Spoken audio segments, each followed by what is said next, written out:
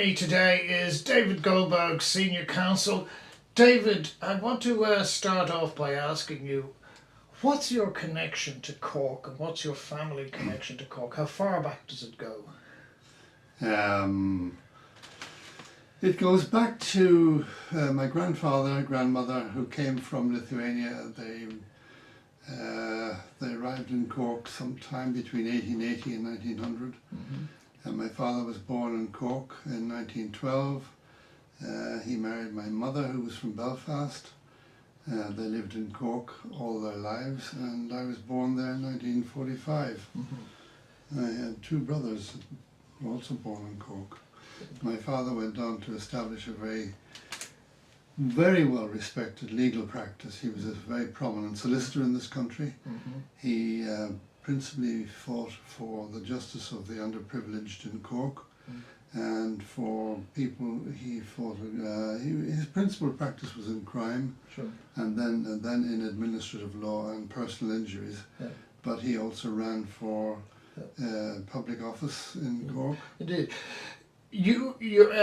What I've read is that a number, I won't put it any more than that, a number of the Cork community, the Jewish community in Cork, were effectively what we would call refugees from the Limerick event in 1904. Your family, were you always Corkonians, as we say? No, my grandfather started in Limerick, mm-hmm, and he was part of that event in 1904. Mm-hmm. And then he left and went to Cork. Yes, yes. It's effectively called the boycott rather than but the net effect was pretty much to denude Limerick of a Jewish community. Yeah. Yeah, yeah. So, although I've always known you living in Dublin, when I hear you talk and when I listen to what you say, there's a proud Corkonian there, if I'm interpreting you correct. It's not that you don't like Dublin, but you see your roots as Cork. Is that right? My roots are Cork. Yes. Mm-hmm. Yeah. What was it like growing up in Cork? I mean, at one stage there was quite a vibrant Jewish community there. It had its own synagogue, which very sadly closed down within the last 12 months. What's your memories of growing up as a Jewish member of the community in Cork? Very strong memories. I remember going to the synagogue every Saturday. And I remember high holidays in the synagogue, absolutely full. I remember looking up the gallery, the ladies' gallery, and my mother up there. And there was lots of people there. Mm-hmm. I was very small, so I ran up and down the aisles and played as a kid. Yeah. And what about the relationship with what we would call the native community? Were they, how would you characterise them?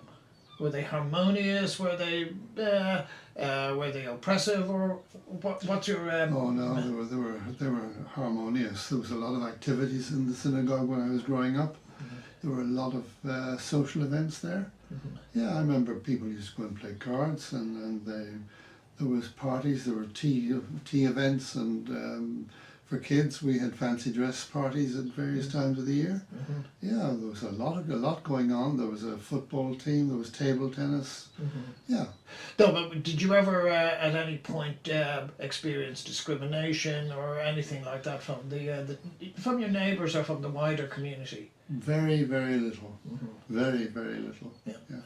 Yeah. As you mentioned, your father Gerald. When I think of the Cork Jewish community, I tend to think of two families. I think of the Goldbergs, which was very much brought to prominence by your father and later yourself, and the Marcuses, who were considered great intellectuals, particularly Louis and David. They were great Irish scholars as well. Is that something you remember as well? Oh, of course. Mm-hmm. So I'm related to the Marcuses.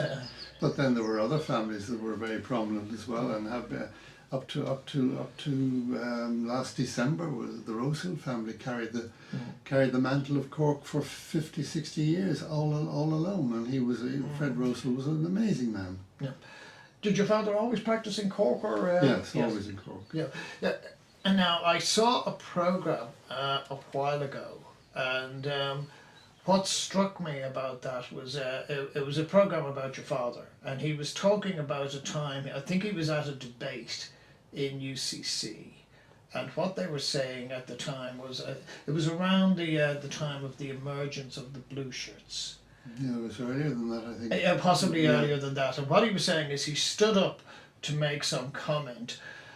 Some member of what we would call the blue shirt mindset made some anti-Semitic remark about sit down, you Jew. What he always said, and I thought this was terribly interesting, is that he said a member of the Republican movement, we won't put it any more than that, they might have been Sinn Féin, they might have been more than Sinn Féin, but he stood up, a young student stood up and said, this man defended us, if you do anything to him, you're doing it to us. And I thought that was a very, very interesting. Do you recall him saying that, and did he ever discuss such things at I home? vaguely recall that because that programme was about 40 years ago now. Indeed, Yeah. yes. And I haven't seen it since then. But I do remember he had some problems in UCC when he was a student, and he did come across anti-Semitism there, and he had discussions with the president of the university, but he didn't receive any assistance from him, as far as I remember. So he was potentially subject to physical threats by some, what we would call some of the ne'er-do-wells. Possibly. Also, your father was very prominent in local government politics as well. He ultimately he became Lord Mayor. Yes. Now, again, please correct me on this one.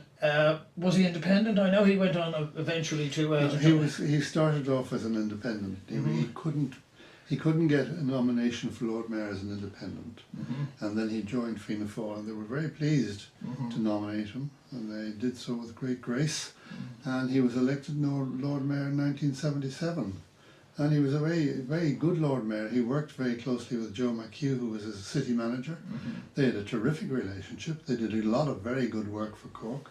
I think my father was a very successful and very popular Lord Mayor.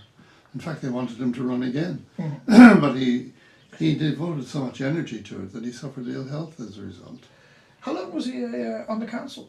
Over 10 years. Okay. Yeah. So, now from my reading of the history of the period and the place, he was a very well respected Lord Mayor. Extremely, yeah, very popular. Was there any controversy at any time? Was there ever any? Was there ever any resistance to a Jewish Lord Mayor in Cork, or like Dublin, was Cork somewhat proud of the fact that it showed the diversity and the tolerance of? Cork was very proud of him. Very proud of him. Yeah, I think Cork was ready for a Jewish Lord Mayor at that time, and it worked out extremely well. Yeah. He was very grateful to be Lord Mayor. It's something he really enjoyed being. And my mother was a great Lady Mayoress too, but she had an office in the City Hall as well, and she did some work. Of course, we should remind people that the first Jewish mayor in Ireland was actually, was it Youghal or Youghal, I think. Yes, yes, a man called Annis. Yes. Yeah. Let's get down to the matter in hand, David. There's a conference that's due to take place in Cork this coming weekend. It's been classified, depending on how you want to go, as either legal conference, an academic conference. It's also apparently got the blessing of the current Lord Mayor and the current City Council. Do you have any idea how that actually came about? Well, I don't know how it came about, but I'm very distressed that both Cork City Hall and UCC are hosting this conference.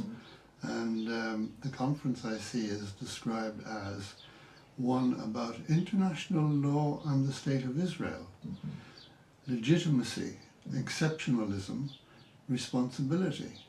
Now those words cause me a great deal of difficulty. I don't know what these people have to say about the legitimacy of Israel. I am certain they will have a great deal to say about the illegitimacy of Israel.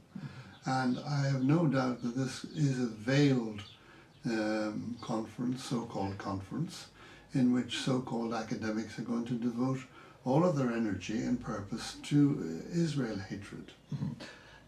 I must be fair to UCC here, because UCC are saying essentially all we've done is rent a premises. Now, Cork City Council, and particularly Lord Mayor Des Cahill, and the city manager Ann Doherty have been singularly silent on the issue.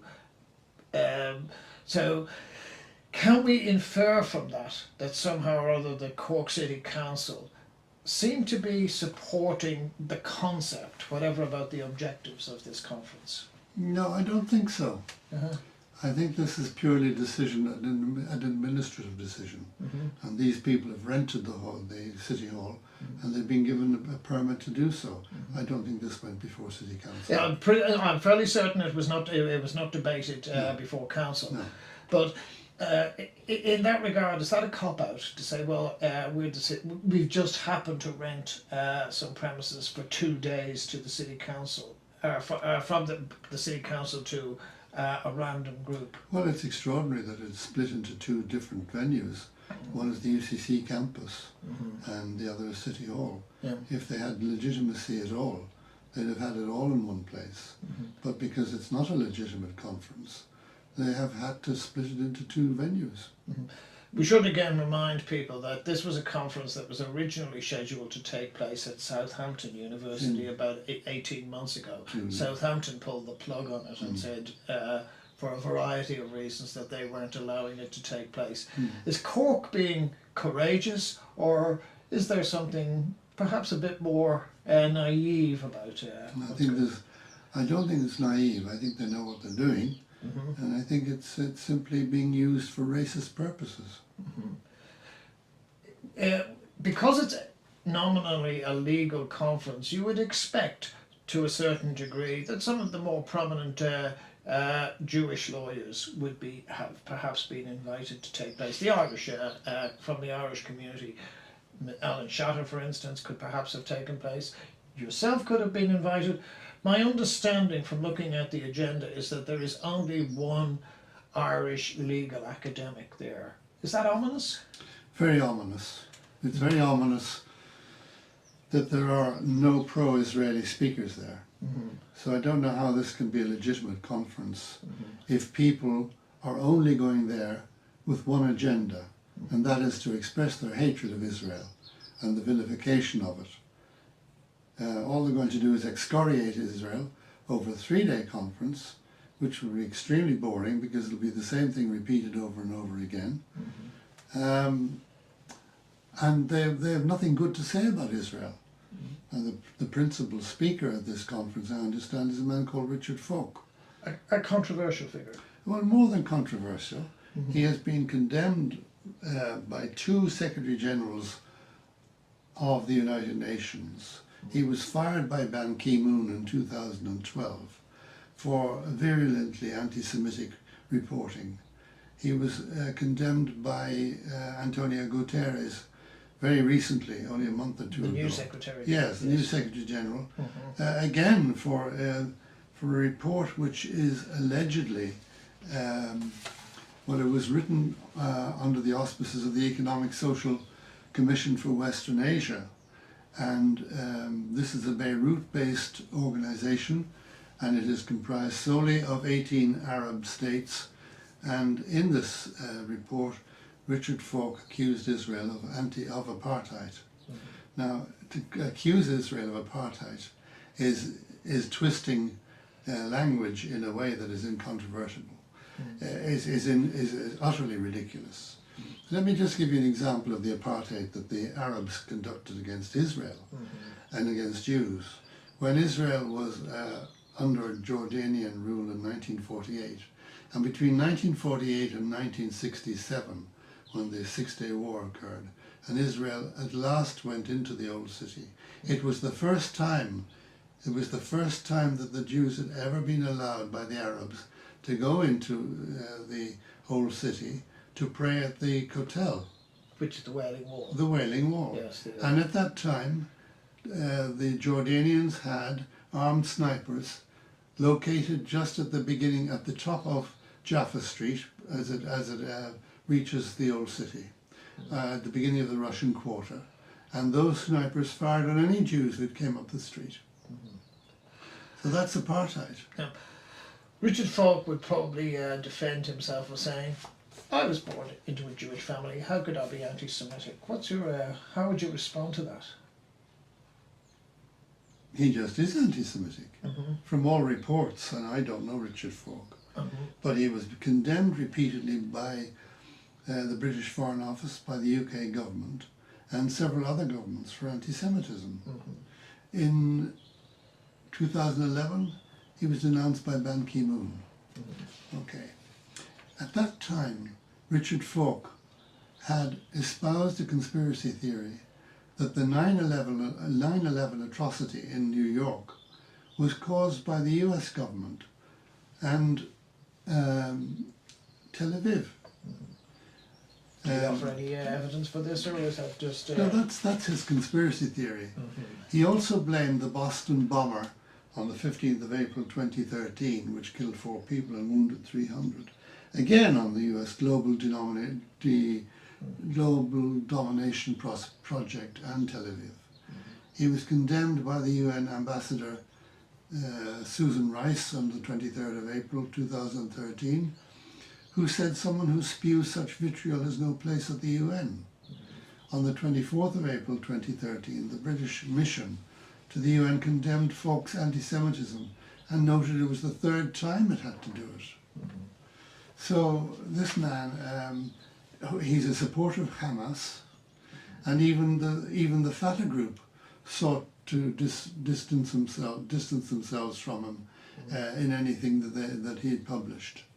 He published a cartoon on the website, on his own website, of a dog wearing a Jewish skull cap with USA written on it, urinating on justice and devouring a skeleton.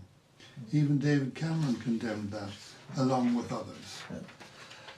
What's his track record? Does he have much practical experience in law, or is it purely theoretical? He's nominally an emeritus professor at Princeton, which, on the basis of the label, sounds impressive.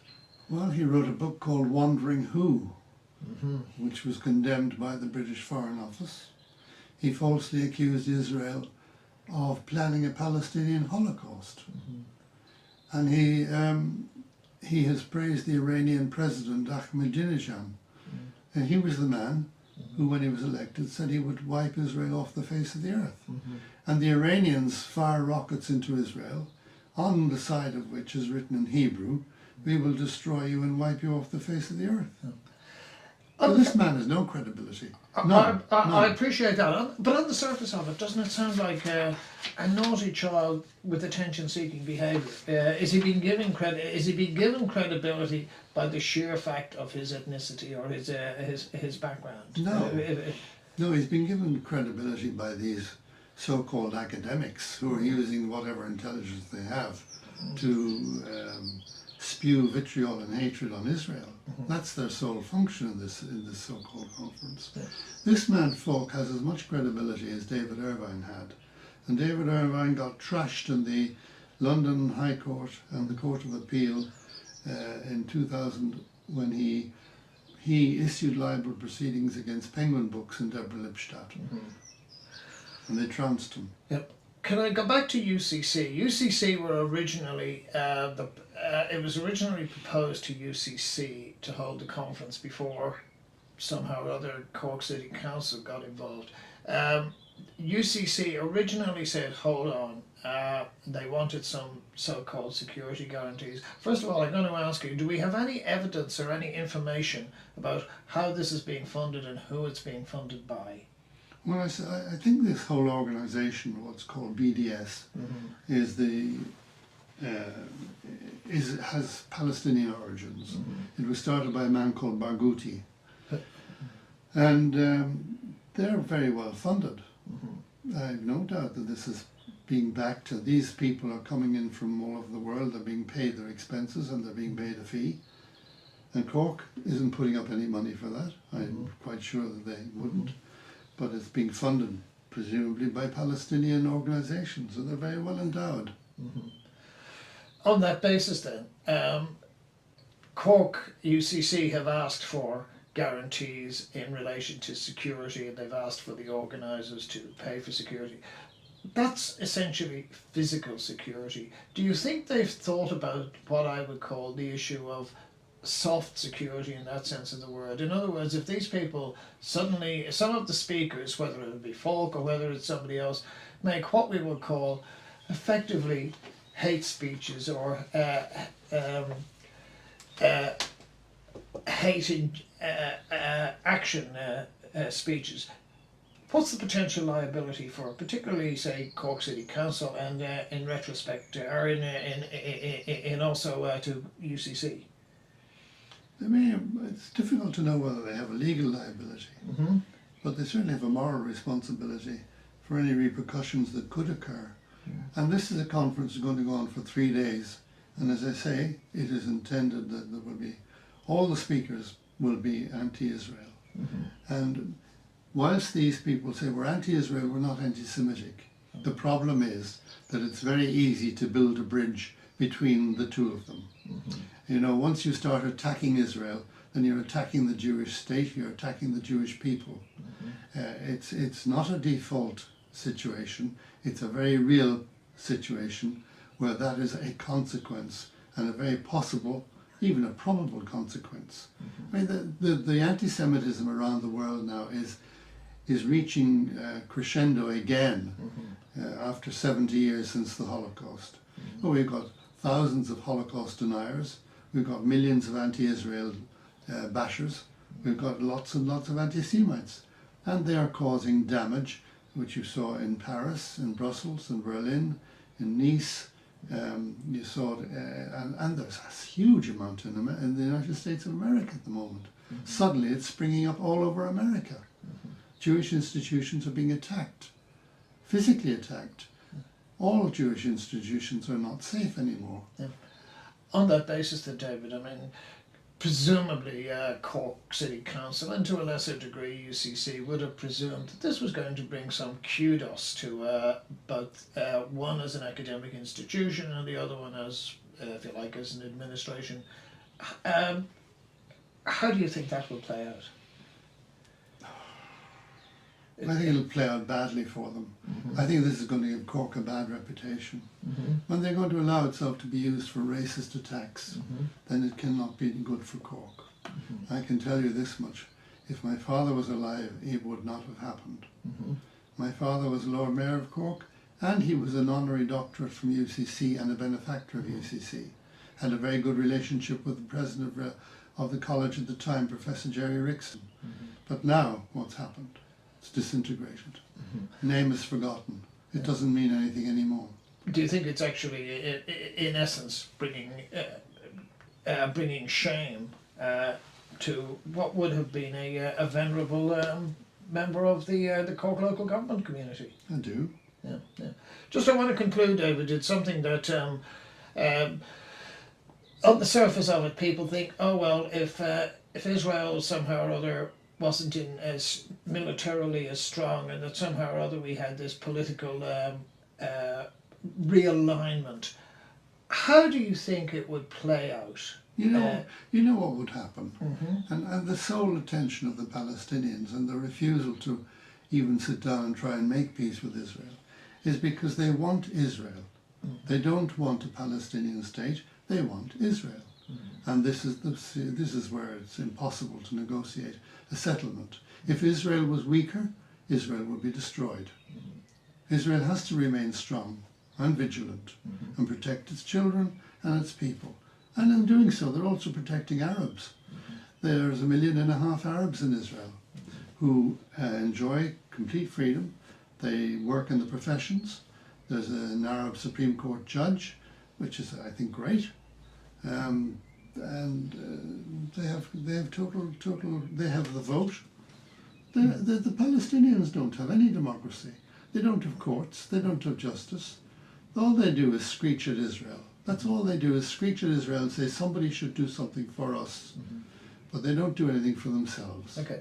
Last but by no means least, and David, we've anybody looking through the agenda will notice that essentially there's no culpability being attached to what I would call militant Palestinians, whether it's Islam or whether it's secular like Fatah and things like that. There's no issue about Palestinian violence, there's no issue about women's rights, there's no issue about LGBT rights. Does that essentially tell you everything that you need to know about the motivation for this conference? Well, it tells me some things that I know about the conference, but at the bottom of it all, is a virulent anti-Israel and an anti-Semitic attitude.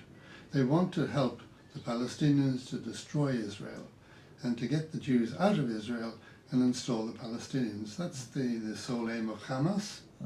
That's in their written constitution. That's what they've devoted all their energy to. HAMAS, by the way, HAMAS and Fatah do not talk to each other. They never have. And when HAMAS, when Israel vacated Gaza, HAMAS took it over. And they destroyed all the opportunities for business and industry that were established there in market gardening.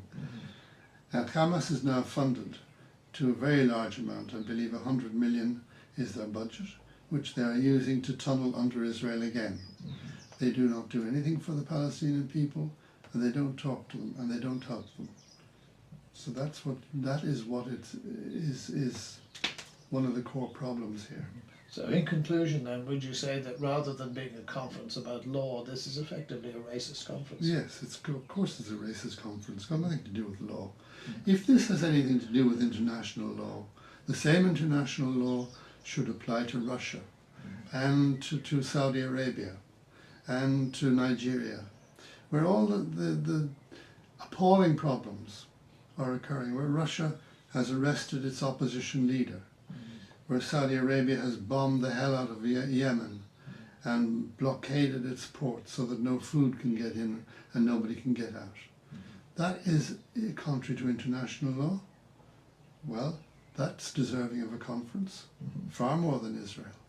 David Goldberg, it's been a pleasure talking to you today. Thank you very much.